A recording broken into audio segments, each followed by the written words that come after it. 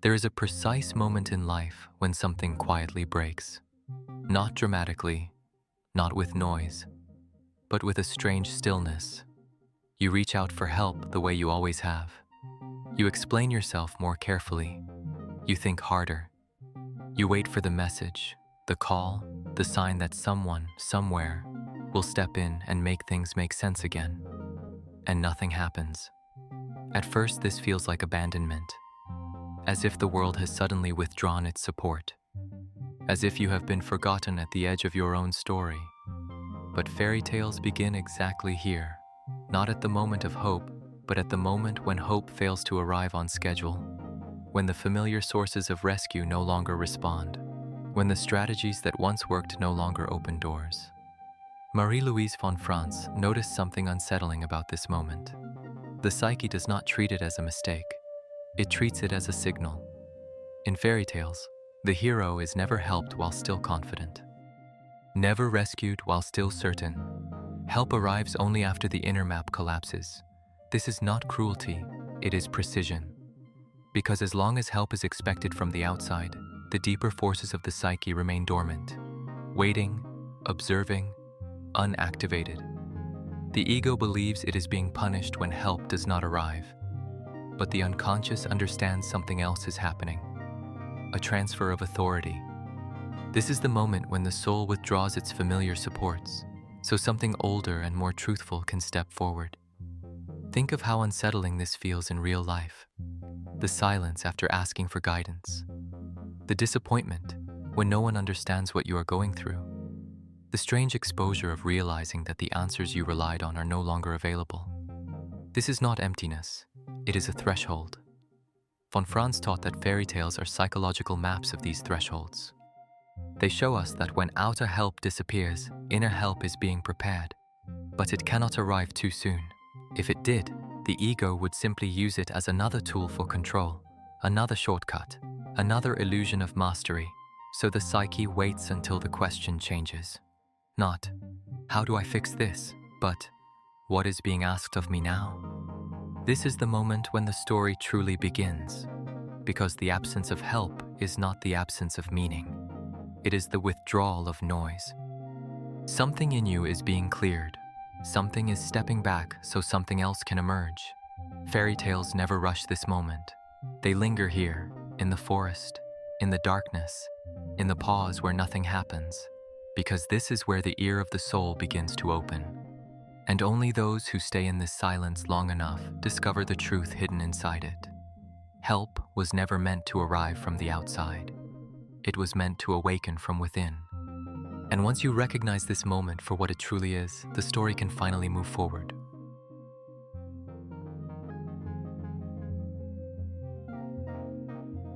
In fairy tales, the helper never arrives as expected. There is no announcement, no proof of authority, no guarantee of success.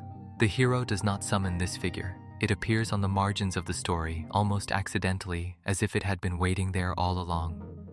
An old woman by the road, a wounded animal, a stranger who offers a single, puzzling sentence. At first, these figures seem insignificant, easy to overlook, easy to distrust, and this is precisely their function. Marie-Louise von Franz emphasized that the magical helper is never aligned with the ego's expectations. It does not flatter, it does not impress, it does not promise comfort. Because psychologically, this helper does not belong to the conscious personality. It emerges from a deeper layer of the psyche, autonomous, independent, and often at odds with conscious intention. This is why fairy tales repeatedly show the hero hesitating at this encounter. Should I listen? Should I trust something so small, so strange, so irrational? The helper often asks for something before giving anything in return.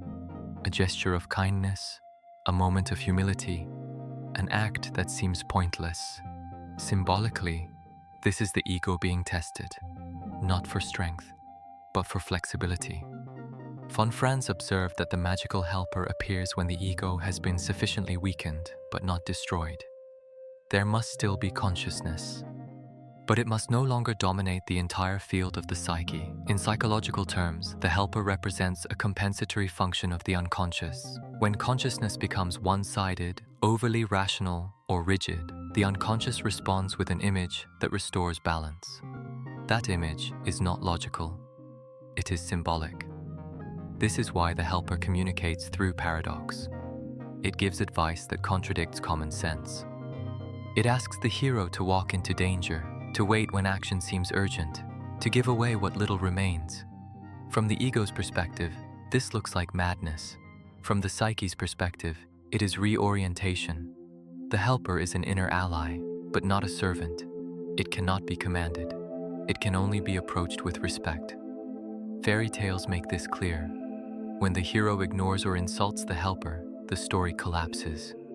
When the hero listens, even without understanding, the path opens. This listening is the psychological key. Von Franz warned that modern people often miss the helper because they expect insight to feel powerful, but genuine inner guidance often feels small, fragile, and uncertain, a dream image that lingers, a phrase that refuses to leave the mind, an inexplicable attraction toward a new direction. These are not coincidences. They are signals of the helper at work. The magical helper does not solve the problem for the hero. It gives a thread, not a map. A tool, not a plan. Its role is not to eliminate struggle, but to change its meaning. In fairy tales, once the helper has been recognized, the story shifts. The hero is no longer alone, even though the danger remains. Psychologically, this marks the beginning of individuation. The ego is no longer the sole authority. A dialogue with the unconscious has begun. And from that moment on, the journey is no longer about survival. It is about alignment. The unexpected ally was never outside the story. It was the story waiting to be heard from within.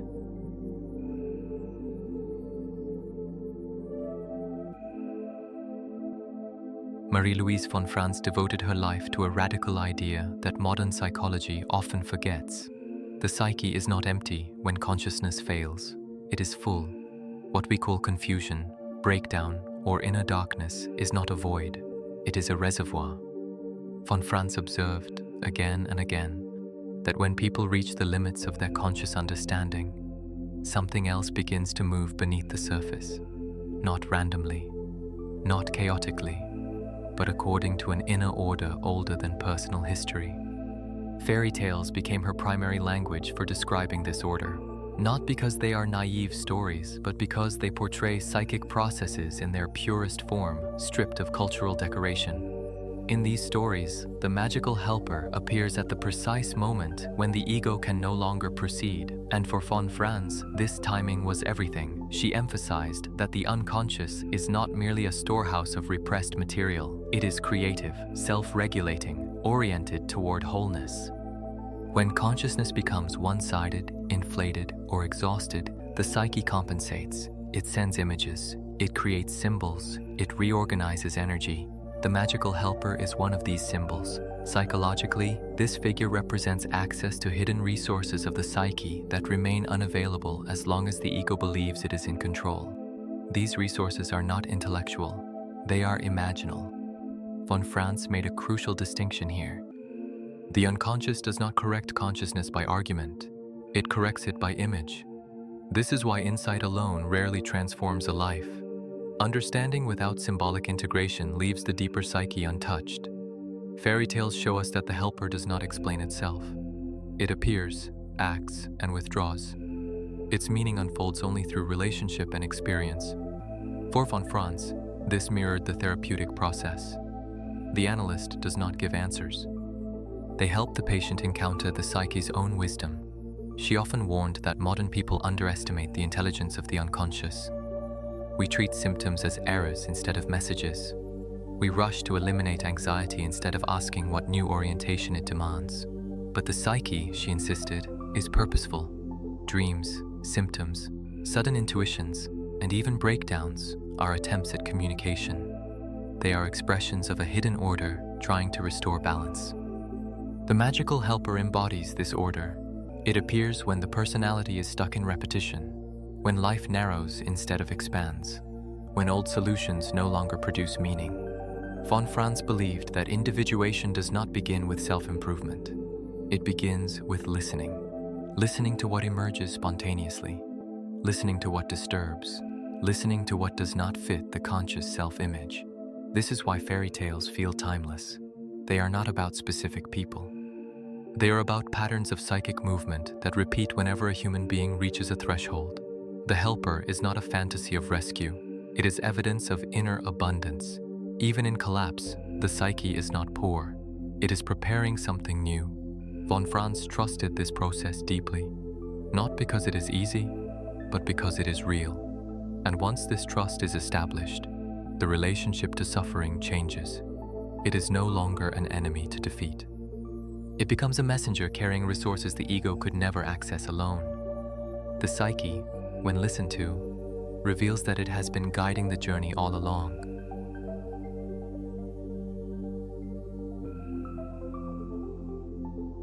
A crisis feels like a malfunction of life, something that should not be happening, something to be corrected as quickly as possible. But fairy tales tell a different story. They show that crisis is not an interruption of the journey. It is the mechanism that activates it. The magical helper never appears while the hero is competent, confident, and in control.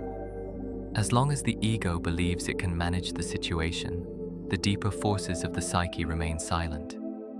Marie-Louise von Franz was very precise about this point. The unconscious does not compete with consciousness, it compensates for it. As long as the ego functions adequately, there is no need for intervention. But when the ego becomes rigid, exhausted, or inflated, life narrows. Meaning dries up, repetition sets in. This is when crisis emerges, not as punishment, but as a signal that the existing psychic structure can no longer carry the next phase of development. From the outside, crisis looks like failure. From the inside, it is a redistribution of psychic energy. Von Franz observed that the ego must reach a certain limit before the unconscious can truly participate. If help arrives too early, it is misused, turned into reassurance, absorbed into old patterns. The psyche waits until something essential collapses. In fairy tales, this collapse is often dramatic.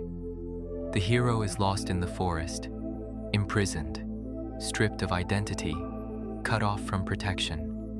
Symbolically, this represents ego disorientation. The familiar maps no longer apply. The personality cannot rely on status, intellect, or willpower. This is the activation point. Crisis forces the ego into a position it normally avoids. Not knowing, dependence, vulnerability. These are precisely the conditions required for the magical helper to appear. Psychologically, the helper emerges when the ego relinquishes its monopoly on meaning. When it admits, even reluctantly, that it does not know how to proceed. This admission is not weakness. It is a shift of authority. Von Franz emphasized that individuation begins where ego ambition ends, not because ambition is wrong, but because it has limits. When those limits are reached honestly, the psyche responds. The helper appears not to remove the crisis, but to reframe it, to reveal that something else is now in charge. This is why crises often feel disorienting before they feel meaningful. The old values collapse before new ones take shape. In modern life, we try to bypass this moment. We medicate it, distract from it, intellectualize it. But the psyche does not move on command. It moves when conditions are right. Crisis creates those conditions. It humbles the ego enough to listen. It strips away false solutions. It exposes what no longer belongs to the future.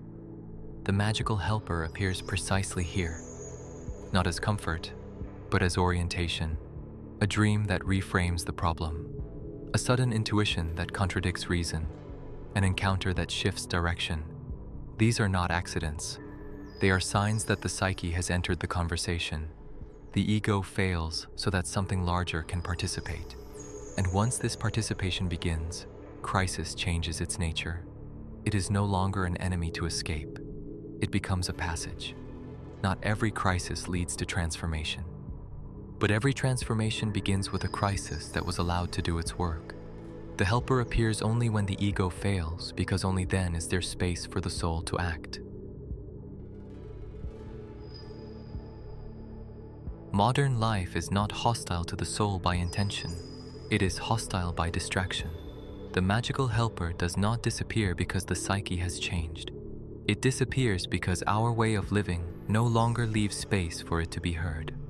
Marie-Louise von Franz warned that the unconscious speaks softly at first. It does not shout.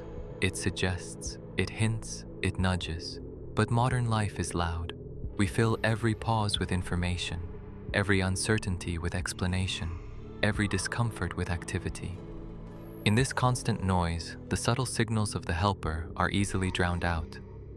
The psyche communicates through symbols, not commands, through images, not instructions, through moods, dreams, and unexpected inner movements.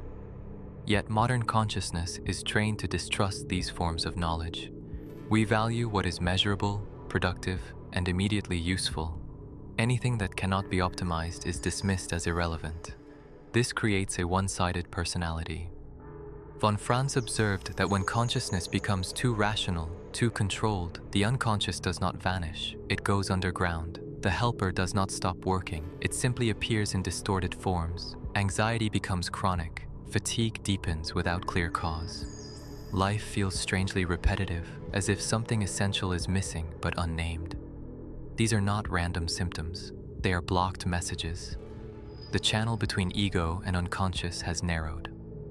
The question is not how to force the helper to appear, it cannot be commanded. The question is how to make the psyche audible again. The first step is not action, it is restraint. Restraint from constant explanation, restraint from immediately fixing every inner tension, restraint from filling every silence. Fairy tales always place the helper in liminal spaces. The forest, the crossroads, the edge of the known world. Psychologically, these spaces represent inner pauses, moments when the ego loosens its grip and allows something unexpected to emerge. Von Franz emphasized the importance of symbolic attention, taking dreams seriously without rushing to interpret them away, noticing recurring images, themes, or fascinations, allowing questions to remain open longer than feels comfortable. The helper reappears when curiosity replaces control. Another blockage of modern life is the obsession with clarity. We demand immediate meaning, clear answers, definite conclusions. But the psyche unfolds in sequences, not summaries. The helper often gives partial guidance, a single step, not a full path. Reopening the channel means accepting this incompleteness. It also means honoring feeling states that do not make sense. Melancholy, longing, restlessness. These are not weaknesses, they are transitional states. Von Franz warned that when these states are suppressed, the psyche loses its capacity for renewal. The helper lives in what is unfinished. When modern life allows no room for uncertainty, the soul has nowhere to speak. Reopening the channel is less about adding new practices and more about subtracting interference. Less noise, less urgency, less certainty. In this quieter inner space, the psyche begins to respond. Not dramatically, not with fireworks, but with small, precise movements of meaning. The magical helper returns when life is no longer treated as a problem to solve, but as a mystery to listen to. And in that listening, guidance quietly resumes.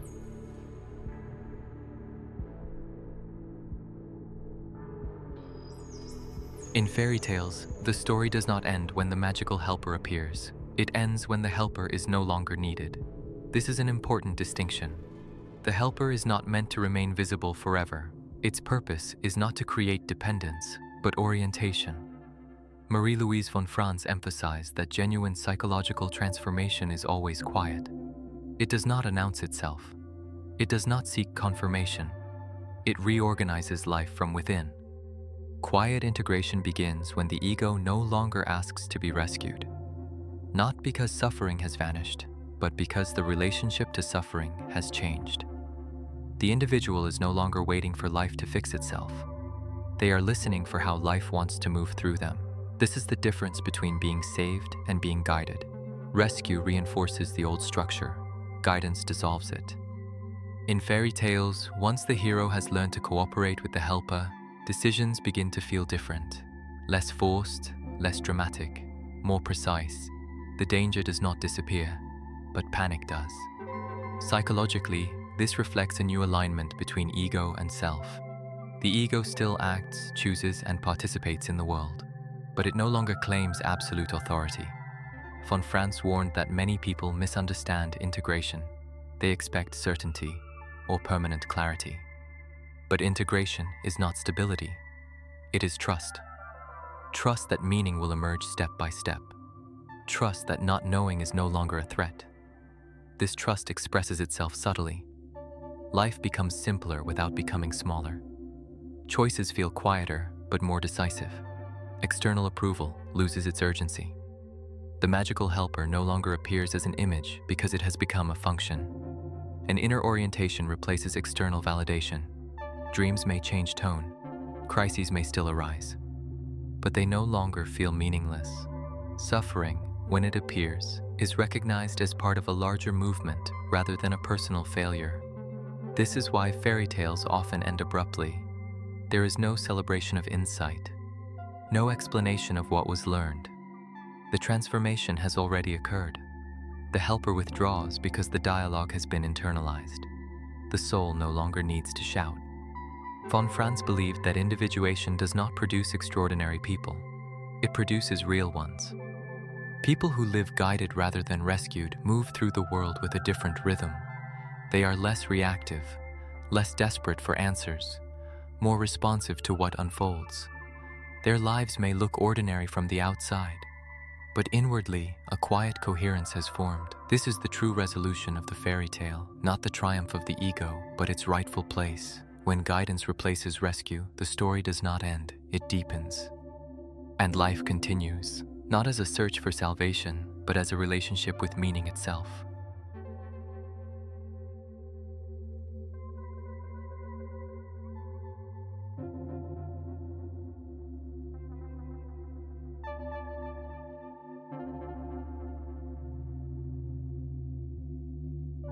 If upon hearing this reflection, you realized where you are still waiting to be rescued, where in your life have you been hoping that something or someone would arrive and remove the burden instead of listening for what might already be trying to guide you from within?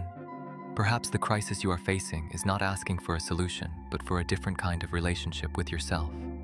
If the magical helper were to appear in your life right now, do you recognize the form it might take, or would you overlook it because it seems too small, too uncertain, too quiet? If this question stayed with you, I invite you to continue this journey here. Subscribe to the channel, like this video if it spoke to your inner process, and share it with someone who may be standing at a similar threshold. Each week, we explore the deeper meanings hidden in fairy tales, symbols, and psychological crises, always through the lens of the soul. Thank you for staying with me until the end. More reflections are coming soon. Until then, listen carefully to what is trying to guide you from within.